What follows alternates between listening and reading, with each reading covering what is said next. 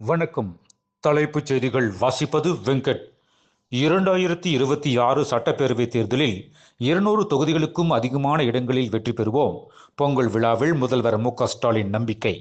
Nobel பரிசு பெற்ற அமர்த்யா சென்னுக்கு SIR விசாரணை நோட்டீஸ் அனுப்பியது தேர்தல் ஆணையத்திற்கு மேற்கு வங்க முதல்வர் மம்தா பானர்ஜி கண்டனம். டெல்லியில் உலக புத்தக கண்காட்சி தொடங்கியது. 35 நாடுகளைச் சேர்ந்த 1000 வெளியீட்டாளர்கள் பங்கேற்றனர். பாகிஸ்தானில் இந்து இளைஞர் சுட்டுக் கொல்லப்பட்டதை கண்டித்து சிந்து பகுதியில் அரசியல் கட்சியினர் போராட்டம்.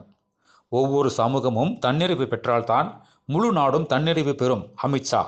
ஜெயகுரு பாட்டாளி மக்கள் கட்சி என்ற புதிய கட்சியை துவங்கினார் ஜெயகுருவின் மகள் விருந்தாம்பிகை. வரும் தேர்தலில் அன்புமணியை மட்டும் எதிர்ப்போம் என பேட்டி. விஜய் நடித்துள்ள ஜனநாயகன் படத்தை பொங்கலுக்கு வெளியிட உச்சநீதிமன்றத்தில் மேல்முறையீடு.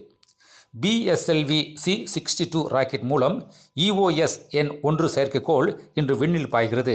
ராக்கெட் பயணத்திற்கான 24 மணி நேர கவுண்டவுன் தொடங்கியது. பராசக்தி திரைப்படம் நம் கூட்டணி எதிர்கொள்ளப் போகும் தேர்தலில் மாபெரும் முரசொலியாக போகிறது. மக்கள் நீதிய மையம் கட்சியின் தலைவரும் எம்பியுமான கமலஹாசன் புகழாரம். பாடல்களின் காப்புரிமை வழக்கில் இளையராஜாவுக்கு ஆதரவாக R.K. செல்வமணி சாட்சியமளித்தார். விஜயுடன் கூட்டணி அமைக்க வேண்டும் என கேட்பது காங்கிரஸ் எம்பிக்கள் தொண்டர்களின் ஜனநாயக உரிமை. கும்பகோணத்தில் மயிலாடுதுறை MP சுதா பேட்டி. தேசிய ஜனநாயக ஆட்சி கூட்டணி கட்சியின் ஆட்சி அமையும் எங்கள் கூட்டணியின் முதல்வர் வேட்பாளர் பழனிசாமி. பாஜக மாநில தலைவர் நயினார் நாகேந்திரன் பேட்டி. மேலும் விரிவான செய்திகளுக்கு அரசியல் ராஜ்யம் மின்னிதழை படியுங்கள். நன்றி, வணக்கம்.